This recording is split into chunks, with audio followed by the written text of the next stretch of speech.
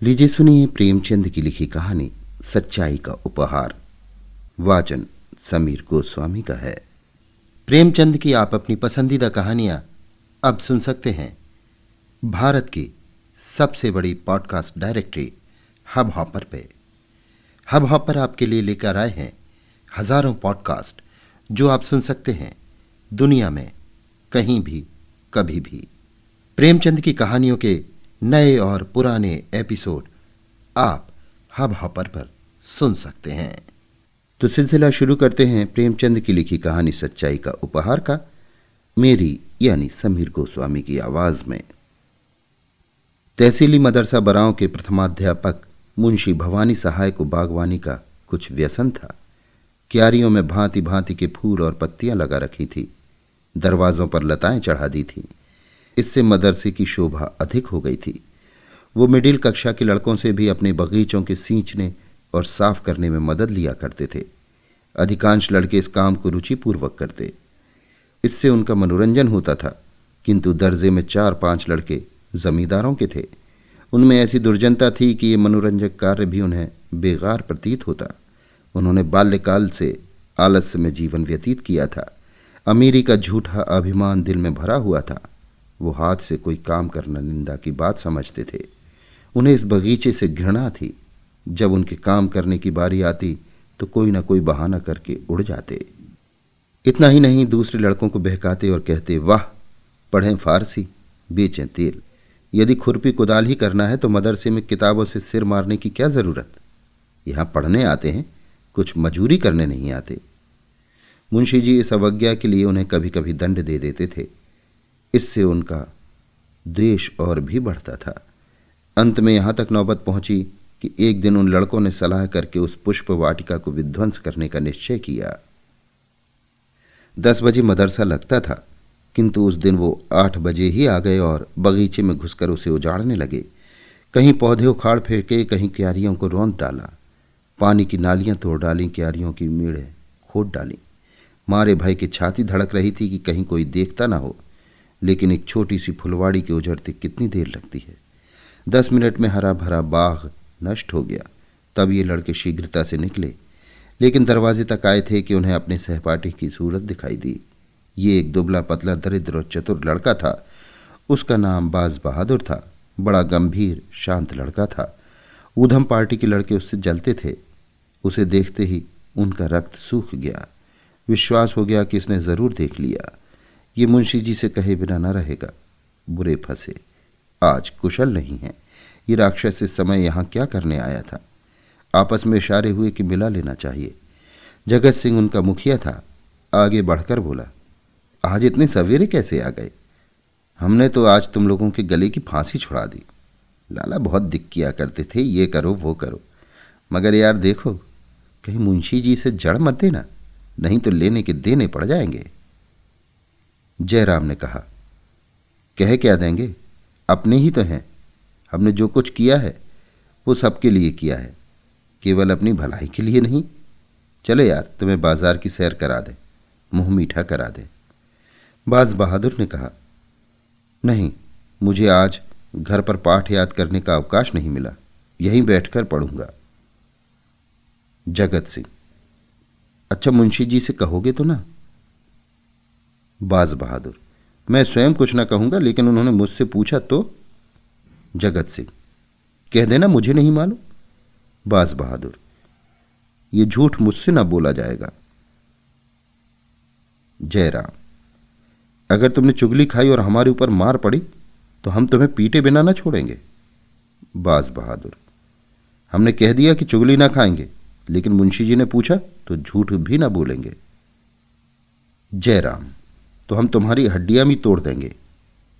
बाज बहादुर, इसका तुम्हें अधिकार है। 10 बजे जब मदरसा लगा और मुंशी भवानी सहाय ने बाग की ये दुर्दशा देखी तो क्रोध से आग हो गए। बाग उजड़ने का उतना खेद न था जितना लड़कों की शरारत का।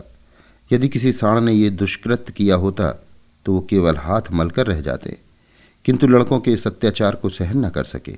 जो ही लड़के दर्जे में बैठ गए, वो तेवर बदले हुए आए और पूछा, ये बाग किसने उजाड़ा है? कमरे में सन्नाटा छा गया। अपराधियों के चेहरे पर हवाएं उड़ने लगी। मिडिल कक्षा के 25 विद्यार्थियों में कोई ऐसा न था जो इस घटना को न जानता हो, किंतु किसी में ये साहस न था कि उठकर साफ साफ कह दे। सबके सब सिर झुकाए मौन धारण किए बैठे थे। मुंशी जी का क्रोध और भी प्रचंड हुआ।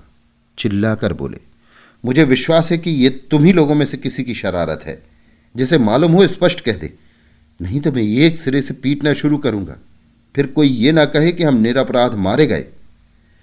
एक लड़का भी ना बोला। वही सन्नाटा। मुंशी जी, देवी प्रसाद तुम जानते हो? देवी, जी नहीं, मुझे कुछ नहीं मालूम। शिवदत्त, तुम जानते हो? जी नहीं, मुझे कुछ नहीं मालूम। बाज बहादुर, तुम कभी झूठ नहीं बोलते, तुम्हें मालूम है? बाज बहादुर खड़ा हो गया। उसके मुखमंडल पर वीरत्व का प्रकाश था, नेत्रों में साहस झलक रहा था। बोला, जी हां। मुंशी जी ने कहा, शाबाश। अपराधियों ने बाज बहादुर की ओर रक्त वर्ण आंखों से देखा और मन में कहा, अच्छा। भवानी साहब बड़े धैर्यवान मनुष्य थे। यथाशक्ति लड़कों को यातना नहीं देते थे, किंतु ऐसी दुष्टता का दंड देने में वो लेश मात्र भी दया न दिखाते थे। छड़ी मंगाकर 5 अपराधियों को 10-10 छड़ियां लगाईं। सारे दिन बेंच पर खड़ा रखा और चाल चलन के रजिस्टर में उनके नाम के सामने काले चिन्ह बना दिए। बाज बहादुर से शरारत पार्टी वाले लड़के यूं ही जला करते थे। आज उसकी सच्चाई के कारण उसके खून के प्यासे हो गए। यंत्रणा में सहानुभूति पैदा करने की शक्ति होती है। इस समय दर्जे के अधिकांश लड़के अपराधियों के मित्र हो रहे थे। उनमें षड्यंत्र रचा जाने लगा कि आज बाज बहादुर की खबर ली जाए। ऐसा मारो कि फिर मदरसे में मुंह न दिखाए। ये हमारे घर का भेदी है। दगाबाज बड़े सच्चे की दुम बना है। आज इस सच्चाई का हाल मालूम हो जाएगा। बेचारे बाज बहादुर को इस गुप्त लीला की जरा भी खबर न थी। विद्रोहियों ने उसे अंधकार में रखने का पूरा यत्न किया था। छुट्टी होने के बाद बाज बहादुर घर की तरफ चला। रास्ते में एक अमरूद का बाग था। वहां जगत सिंह और जयराम कई लड़कों के साथ खड़े थे। बाज बहादुर चौंका, समझ गया कि ये लोग मुझे छेड़ने पर उतारू हैं, किंतु बचने का कोई उपाय न था। वो हिचकता हुआ आगे बढ़ा। जगत सिंह बोला, आओ लाला, बहुत राह दिखाई, आओ सच्चाई का इनाम लेते जाओ। बाज बहादुर, रास्ते से हट जाओ, मुझे जाने दो। जयराम, जरा सच्चाई का मजा तो चखते जाइए। बाज बहादुर, मैंने तुमसे कह दिया कि जब मेरा नाम लेकर पूछेंगे तो मैं कह दूंगा। जयराम, हमने भी तो कह दिया था कि तुम्हें इस काम का इनाम दिए बिना न छोड़ेंगे। ये कहते हुए वो बाज बहादुर की तरफ घूंसा तान कर बढ़ा। जगत सिंह ने उसके दोनों हाथ पकड़ने चाहे। जयराम का छोटा भाई शिवराम अमरूद की एक टहनी लेकर झपटा। शेष लड़के चारों तरफ खड़े होकर तमाशा देखने लगे। ये रिजर्व सेना थी जो आवश्यकता पड़ने पर मित्र दल की सहायता के लिए तैयार थी। बाज बहादुर दुर्बल लड़का था। उसकी मरम्मत करने को वो 3 मजबूत लड़के काफ़ी थे। सब लोग यही समझ रहे थे कि क्षण भर में ये तीनों उसे गिरा लेंगे। बाज बहादुर ने देखा कि शत्रुओं ने शस्त्र प्रहार करना शुरू कर दिया तो उसने कनखियों से इधर उधर देखा। तब तेजी से झपटकर शिवराम के हाथ से अमरूद की टहनी छीन ली और 2 कदम पीछे हटकर टहनी ताने हुए बोला, तुम मुझे सच्चाई का इनाम या सजा देने वाले कौन होते हो? दोनों ओर से दाव पेंच होने लगे। बाज बहादुर था तो कमजोर, पर अत्यंत चपल और सतर्क था। उस पर सत्य का विश्वास हृदय को और भी बलवान बनाए हुए था। सत्य चाहे सिर कटा दे, लेकिन कदम पीछे नहीं हटता। कई मिनट तक बाज बहादुर उछल उछल कर वार करता और हटाता रहा, लेकिन अमरूद की टहनी कहाँ तक थाम सकती। जरा देर में उसकी धज्जियां उड़ गईं। जब तक उसके हाथ में वो हरी तलवार रही, कोई उसके निकट आने की हिम्मत न करता था। निहत्था होने पर भी वो ठोकरों और घूसों से जवाब देता रहा, मगर अंत में अधिक संख्या ने विजय पाई। बाज बहादुर की पसली में जयराम का एक घूसा ऐसा पड़ा कि वो बेदम होकर गिर पड़ा। आंखें पथरा गईं और मूर्छा सी आ गई। शत्रुओं ने ये दशा देखी तो उनके हाथों के तोते उड़ गए। समझे इसकी जान निकल गई। बेतहाशा भागे। कोई 10 मिनट पीछे बाज बहादुर सचेत हुआ। कलेजे पर चोट लग गई थी। घाव ओछा पड़ा था, जिस पर भी खड़े होने की शक्ति न थी। साहस करके उठा और लंगड़ाता हुआ घर की ओर चला। उधर ये विजयी दल भागते भागते जयराम के मकान पर पहुंचा। रास्ते ही में सारा दल तितर बितर हो गया। कोई इधर से निकल भागा, कोई उधर से। कठिन समस्या आ पड़ी थी। जयराम के घर तक केवल 3 सुदृढ़ लड़के पहुंचे। वहां पहुंचकर उनकी जान में जान आई। जयराम, कहीं मर ना गया हो, मेरा घूंसा खूब बैठ गया था। जगत सिंह, तुम्हें पसली में नहीं मारना चाहिए था, अगर तिल्ली फट गई होगी तो ना बचेगा। जयराम, यार मैंने जान के थोड़े ही मारा था, संयोग ही था, अब बताओ क्या किया जाए। जगत सिंह, करना क्या है, चुपचाप बैठे रहो। जयराम, कहीं मैं अकेला तो न फंसूंगा। जगत सिंह, अकेले कौन फंसेगा, सबके सब साथ चलेंगे। जयराम, अगर बाज बहादुर मरा नहीं है तो उठकर सीधे मुंशी जी के पास जाएगा। जगत सिंह, और मुंशी जी कल हम लोगों की खाल अवश्य उधेड़ेंगे। जयराम, इसलिए मेरा सलाह है कि कल मदरसे जाओ ही नहीं, नाम कटा के दूसरी जगह चले चलें, नहीं तो बीमारी का बहाना करके बैठे रहें। महीने 2 महीने बाद जब मामला ठंडा पड़ जाएगा तो देखा जाएगा। शिवराम, और जो परीक्षा होने वाली है। जयराम, ओह, इसका तो ख्याल ही न था, 1 ही महीना तो और रह गया है। जगत सिंह, तुम्हें अब की जरूर वजीफा मिलता। जयराम, हाँ मैंने बहुत परिश्रम किया था, तो फिर।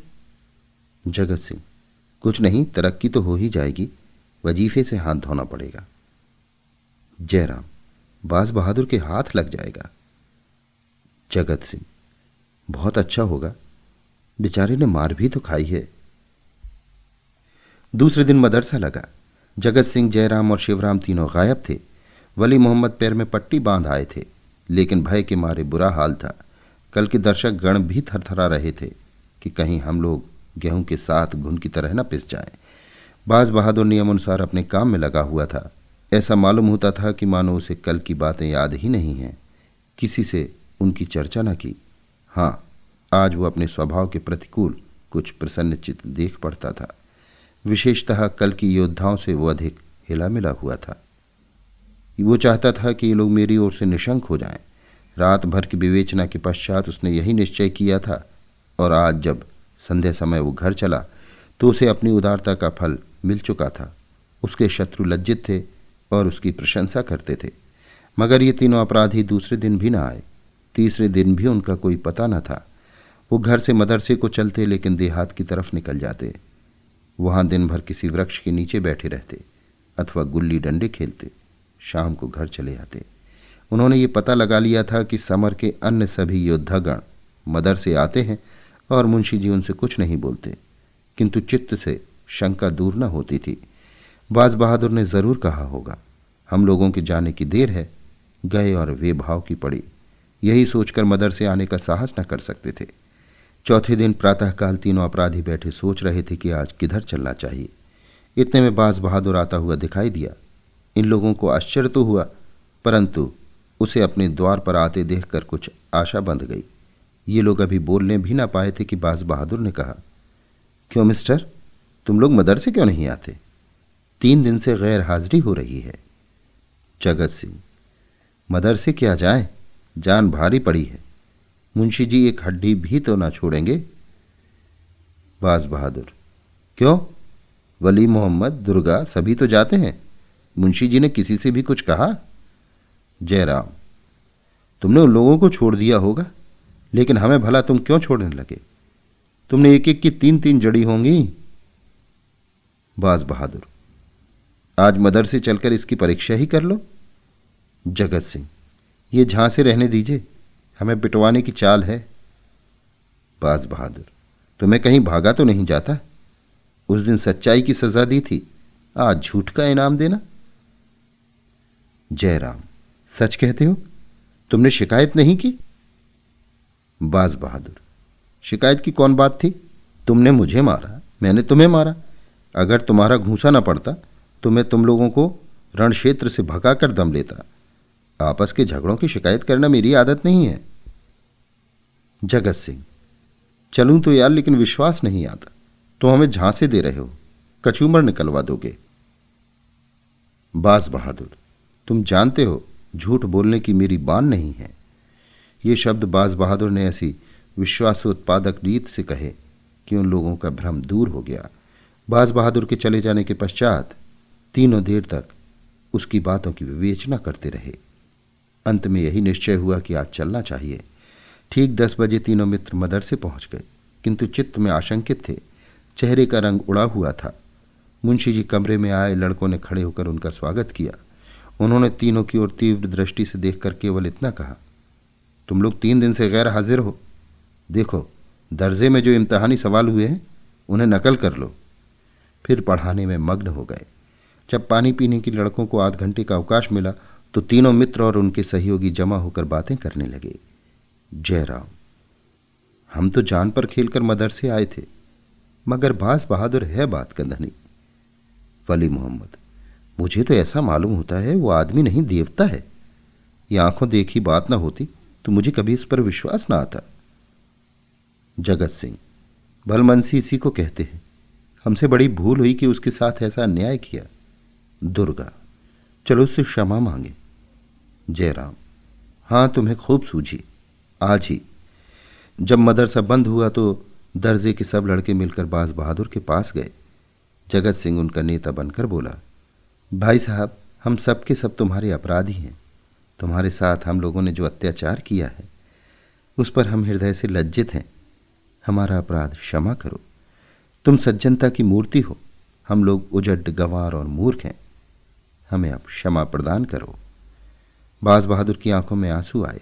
बोला, मैं पहले भी तुम लोगों को अपना भाई समझता था और अब भी वही समझता हूं। भाइयों के झगड़े में क्षमा कैसी? सबके सब उससे गले मिले। इसकी चर्चा सारे मदरसे में फैल गई।